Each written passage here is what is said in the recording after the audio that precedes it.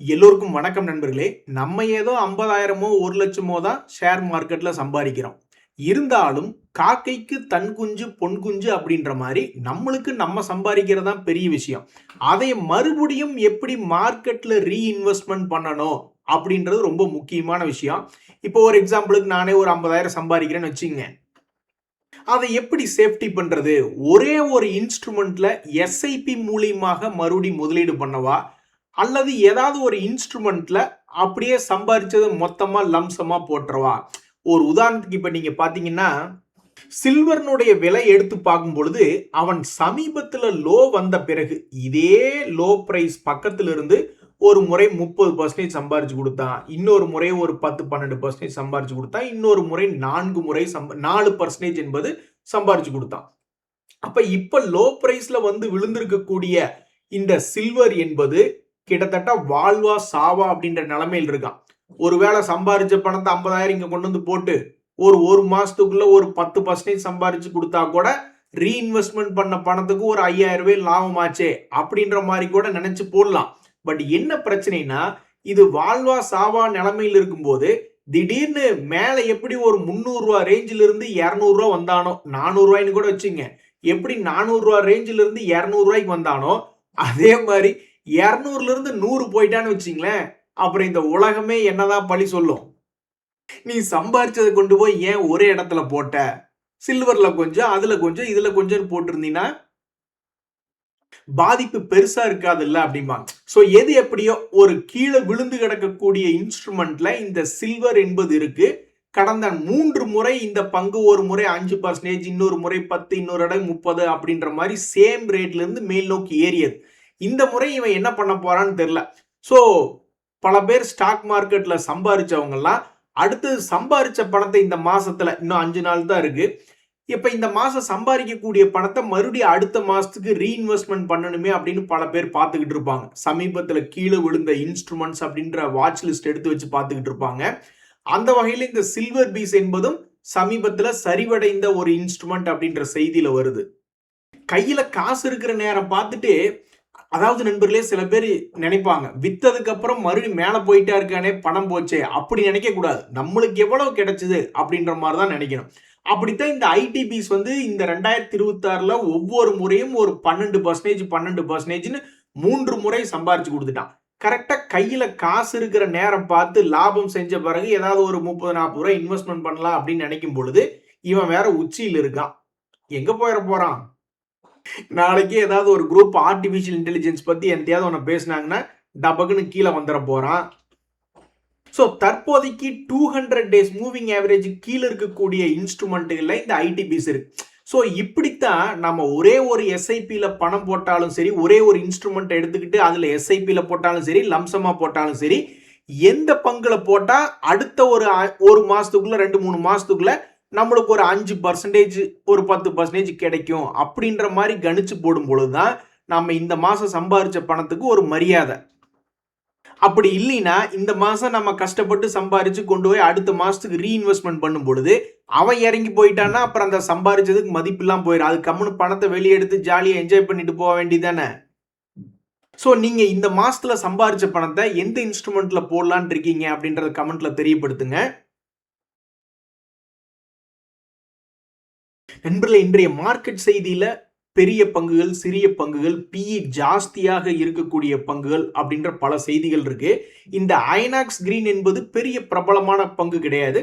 But இருந்தாலும் இவன் எதுல பிரபலம் அப்படின்னு பாத்தீங்கன்னா, அதிகமான பிஇ ரேஷியோ, அதாவது ஃபண்டமெண்டலி அதிகமாக எக்ஸ்பென்சிவாக இருந்தாலும் ஒவ்வொரு வருடமும் கண்ணா பின்னான்னு சம்பாரிச்சு கொடுத்த பங்கு. 2024 சரி, 25லயும் சரி, என்னை பத்தி ஊருக்குள்ள கேட்டு பாருங்க அப்படின்ற மாதிரி நன்றாக சம்பாரிச்சு கொடுத்த பங்கு. ஆனா இந்த 2026ல ஒன்னும் பெருசா இப்ப வரைக்கும் சம்பாரிச்சு கொடுக்கல. சில பேர் சொல்லுவாங்க, இது பத்தாதா உங்களுக்கு? 2026 லோல இருந்து ஆல்மோஸ்ட் 54% சம்பாரிச்சு கொடுத்துருக்கானே அப்படின்னா, அவனுடைய அளவுகோல் படி அது ரொம்ப கம்மி.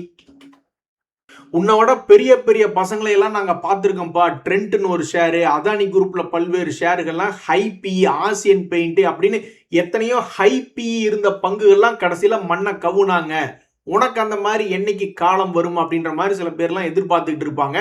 எது எப்படியோ கடந்த 2024-25 பெருசா சம்பாரிச்சு கொடுத்த பங்கு இன்னும் 2026 சம்பாரிச்சு கொடுக்கல. இதனால இந்த Q1 ரிசல்ட் சீசன்ல இந்த பங்கினுடைய ரிசல்ட்டும் இதனுடைய விலை மாற்றமும் ரொம்ப ஃபோக்கஸ்ல இருக்கக்கூடிய ஒரு ஷேரா இருக்கு. அதுவும் இல்லாம இந்த 200 டேஸ் மூவிங் ஆவரேஜ் கிட்ட இருக்கிறவனுங்கள நம்பவே முடியாது. சென்டர் பாயிண்ட்ல இருந்துகிட்டு என்னைக்கு வேணாலும் திடீர்னு அவனுடைய பழைய லோக்கு வந்தாலோ பழைய ஹைக்கு வந்தாவோ 30-40% மாற்றத்தை கொண்டு வந்துருவாங்க. So highly focused stocks for Q1 result season அப்படின்றதுல இந்த ஐநாக்ஸ் கிரீன் அப்படின்ற ஷேர் இருக்கு. அதே மாதிரி MPS லிமிடெட் அப்படின்ற ஒரு ஷேர் ஏதாவது சொல்லி தர்றோம் அப்படின்னு போர்டு எழுதி போட்டா போதும் உடனே வந்துடுவாங்க. அதாவது ஷேர் மார்க்கெட்ல பல பேர் 50,000 ரூபாய் ஃபீஸ் வாங்கிட்டு சொல்லி கொடுத்தாலும் அது ஒரு சுண்டக்கா மேட்டர் அப்படின்ற மாதிரி தான். ஏன்னா இப்போ கூட ஒரு குழந்தைக்கு டியூஷன் சேர்த்துலாம் அப்படின்ட்டு போனா ஒரு மாதத்திற்கு 2,500 ரூபா கொடுங்க, 3,500 ரூபா கொடுங்க, 5,000 ரூபாய் வரைக்கும் கேட்கறாங்க ஒரு மாசத்துக்கு ஆல் சப்ஜெக்ட்டுக்கு. அப்போ ஒரு வருஷத்துக்கு என்னாச்சு, அசால்ட்டாக ஒரு குழந்தைக்கே 50,000 ரூபாய் ஆச்சு. அப்ப 10 பேர்த்துக்கு சொல்லி கொடுத்தா என்ன ஆகுது? ஸோ நம்ம ஸ்டாக் மார்க்கெட்லையுமே நம்ம தமிழ்நாட்டில் ஷேர் மார்க்கெட் சொல்லி தரேன் அப்படின்ட்டு பெரிய அளவில் பணம் பார்த்தவங்க நிறைய பேர் இருக்காங்க. மற்றபடி வேறு ஏதாவது ஒரு செக்டர்ல எஜுகேஷன் சொல்லித்தரன்றதுலையும் பெரிய அளவில் பணம் என்பது போயிட்டு இருக்கு. அப்படி ஒரு செக்டர்ல இருக்கக்கூடியதான் இந்த MPS லிமிடெட் அப்படின்ற ஒரு ஷேர். இவர்களுடைய வளர்ச்சி என்பது சமீபத்தில் 2023க்கும் 26க்கும் வளர்ச்சி என்பது இருந்து கொண்டு தற்போது 50 கோடி லாபம் செய்யக்கூடிய ஒரு பங்காக Q1 ரிசல்ட் சீசன்ல 50 கோடின்னு இம்ப்ரூவ் பண்ணி தன்னுடைய ரிசல்ட் கொடுத்துருக்கு. ஸோ இந்த ஷேர் வச்சிருக்கிறவங்களுக்கு ஆண்டவனா பார்த்து ஒரு வாய்ப்பு கொடுத்துருக்கான். திடீர்னு சரிவடைந்த பங்கு 3,000 ரூபாயிலிருந்து வெறும் 1000 ரூபாய் பக்கத்துல போய் விழுந்து விட்ட பங்கு ஏதோ ஆண்டவ புண்ணியத்துல இவன் எஜுகேஷன் செக்டர்ல இருந்து நல்லா லாபம் செய்யறான் அப்படின்ற ஒரு காரணத்தினால பழைய ரேட்டுக்கு என்பது திரும்பி வந்திருக்கு. அதாவது மனசுக்குள்ள எத்தனையோ வழி இருக்கு. நம்ம வச்சிருக்கக்கூடிய பங்குகள் நல்லா ஓரளவுக்கு லாபத்துக்கு வந்திருப்பான், இல்லைன்னா வாங்கின ரேட்டுக்கு வந்திருப்பான். ஒரு 6 மாசம் கழிச்சு எடுத்து பார்க்கும்போது கீழே விழுந்துருவான். அப்போ ஒரு வருஷத்துக்கு ஏதாவது பிரயோஜனம் இருக்கா அப்படின்னா கிடையாது. ஸோ இது போன்ற பங்குகள் தப்பி தவறி தன்னுடைய பழைய ஹைக்கு வரும்போது இந்த ஷேரை வச்சிருக்கிறவங்க எல்லாம் தயவு செய்து trailing stop loss concept, partial profit booking போன்றதெல்லாம் உபயோகப்படுத்த வேண்டியதா நிலைமையில் இருக்கு. அதே மாதிரி சில வருடங்களாக ட்ரேடிங் பண்றவங்களுக்கு தெரிஞ்சிருக்கும், அந்த காலத்துல அதிரடியான ஸ்விங் ட்ரேடிங்க்குனே இருந்த பல பங்குகள் இருக்கு. டைம் டெக்னோபிளாஸ்ட் அப்படின்ற பங்கு அதுக்கு உண்டான கேட்டகரி தான்.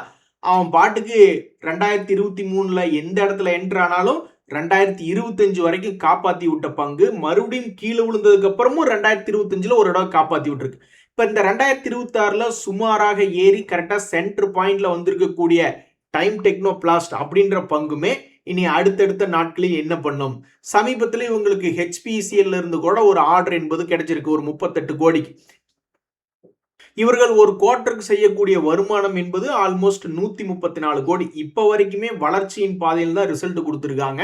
ஸோ இவர்களுடைய Q1 ரிசல்ட் சீசன்ல இந்த பங்கு எப்படா தன்னுடைய பலகை இன்னும் ஒரு தடவை மட்டும் நீ வந்துரு, நாங்க எப்படி ஓடுறோம் பாரு அப்படின்னு பல பேர் காத்துக்கிட்டு இருக்காங்க. ஸோ இந்த பங்கு கீழ் ரேட்டுக்கு இறங்கி ஒரு மறுபடியும் ஒரு என்ட்ரி ஸ்மார்ட் மணி கான்செப்டுக்காரங்களுக்கு கொடுக்க போகிறதா அல்லது லாபமா என்பது பொறுத்திருந்து தான் பார்க்கணும். நண்பர்களே, பல பேர் சரிந்து கிடக்கக்கூடிய பங்குகள்ல முதலீடு பண்ணி சரி வந்தா லாபம், இல்லைன்னா குறைவான விலைக்கு தானே எடுக்கிறோம் அப்படின்ற மாதிரிலாம் நிறைய பேர் இருக்காங்க. இப்ப கூட சமீபத்துல KPIT அப்படின்ற ஒரு பங்கு பெருசா சரிவடைந்தது. அப்புறம் வெள்ளிக்கிழமை என்ன நினைச்சான்னு தெரியல, ஒரு 6% ஏறிட்டான்.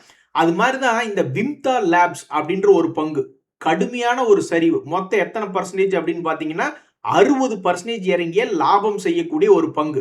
ஸோ நிறைய பேர்த்தினுடைய சப்கான்சியஸ் மைண்ட்ல இப்ப என்ன செட் ஆயிருச்சு அப்படின்னா, தன்னுடைய உச்சியிலிருந்து 80% இறங்கினாலோ 60% இறங்கினாலோ ஒரு மாற்றம் வரக்கூடிய வாய்ப்பு அதிகம்.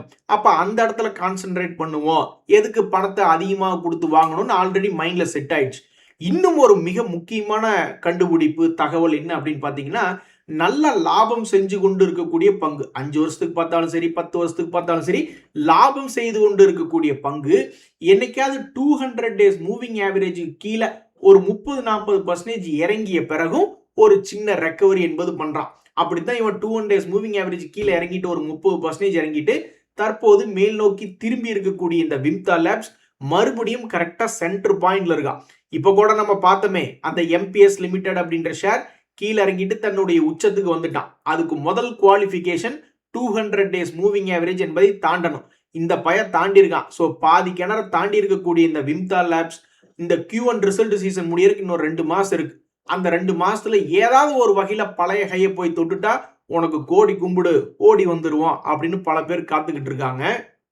நண்பர்களே, வேறு என்ன தகவல்கள் மார்க்கெட்ல அப்படின்னு பாத்தீங்கன்னா, சமீபத்துல பார்மா செக்டர்ல டாரிஃப் ரிலேட்டடான நியூஸ்ல திடீர்னு ஒரு செய்தி வந்து பரபரப்பா இருக்கக்கூடிய செக்டர் பார்மா செக்டர்.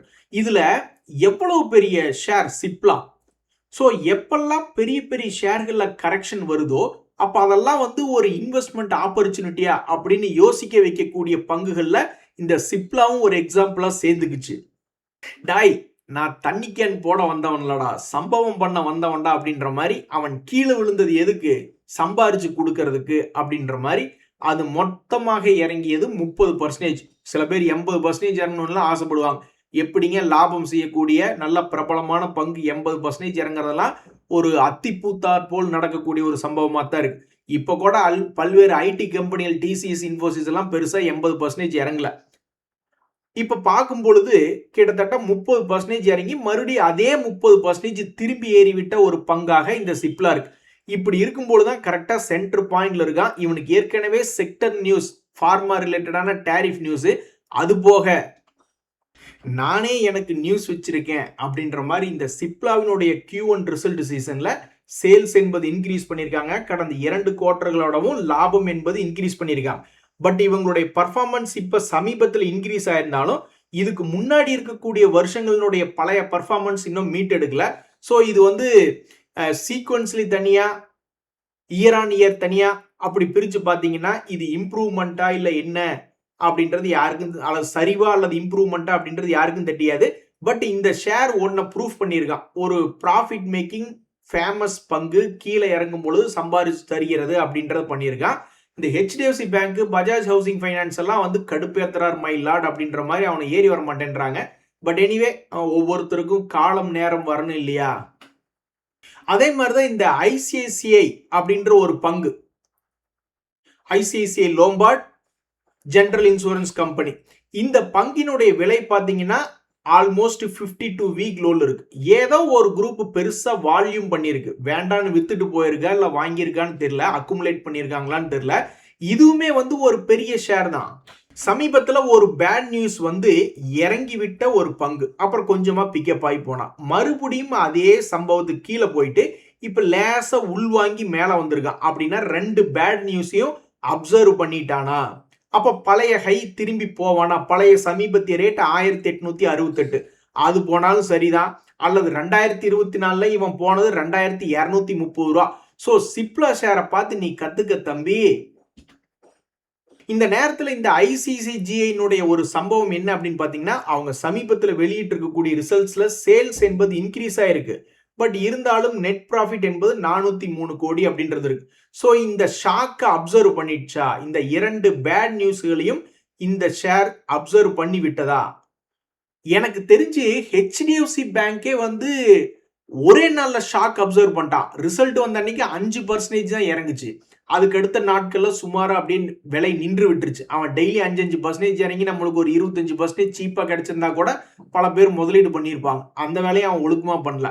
ஸோ அந்த மாதிரி இந்த ஐசிசி லோம்பார்ட் ஜெனரல் இன்சூரன்ஸ் தன்னுடைய Q1 ரிசல்ட் ஷாக்கை அப்சர்வ் பண்ணி முடிச்சிருச்சா? முடிச்சுட்டு மேல வருமா அல்லது கீழே போகுமா என்பது ரொம்பவுமே எதிர்பார்க்கக்கூடிய ஒரு பங்காக இந்த ஐசிசிஜிஏ என்பது இருக்கு. அதே மாதிரி நண்பர்களே, இந்த திலீப் பில்ட்கான் எல்லா பங்குகளுக்குமே ஒரு பேட் நியூஸ் என்பது இருக்கு, குட் நியூஸ் என்பது இருக்கு. அது எவ்வளவு காலங்கள் எடுத்து அப்சர்வ் பண்றாங்க அப்படின்றது தெரியல. இந்த திலீப் பில்ட்கான் அப்படின்ற பங்குலையும் ஏனோ தெரியல திடீர்னு ஒரு மிகப்பெரிய ஒரு வால்யூம் என்பது நடந்திருக்கு. அப்ப இந்த சூழ்நிலையில அந்த பங்கினுடைய பேட் நியூஸ் வந்து இறங்குனது சில காலங்களுக்கு முன்னாடி. அதே மாதிரி இப்பவும் ஒரு பேட் நியூஸ் வந்துட்டு திரும்பி ஏறி இருக்கும் பொழுது இந்த 2 பேட் நியூஸ்களையும் அப்சர்வ் பண்ணி விட்டதா? உள்வாங்கி ஏறும் பொழுது தன்னுடைய பழைய ஹையை ஒரு முறை போய் தொட்டாலும் சரிதான், அல்லது 2024 ஹையை போய் தொட்டாலும் சரிதான் அப்படின்னு பல பேர் பார்த்துக்கிட்டு இருக்காங்க. தற்போதைக்கு இந்த திலீப் பில்ட்கான் அப்படின்ற பங்கு ஒரு லாபம் செய்யக்கூடிய பங்காக தான் தற்போது வரைக்கும் தொடர்ந்து இருக்கு. இந்த பங்குல ஒரு திருப்பு முனை வருமா? பேட் நியூஸ்களை அப்சர்வ் பண்ணி விட்டதா இல்லையா என்பது சிறிது காலம் கழித்து பார்க்கும்போது தான் தெரிய வரும். சரி நண்பர்களே, இன்றைய தகவல் அனைத்து உங்களுக்கு உதவியா இருந்தா எனக்கு மகிழ்ச்சி. ரொம்ப நன்றி, வணக்கம்.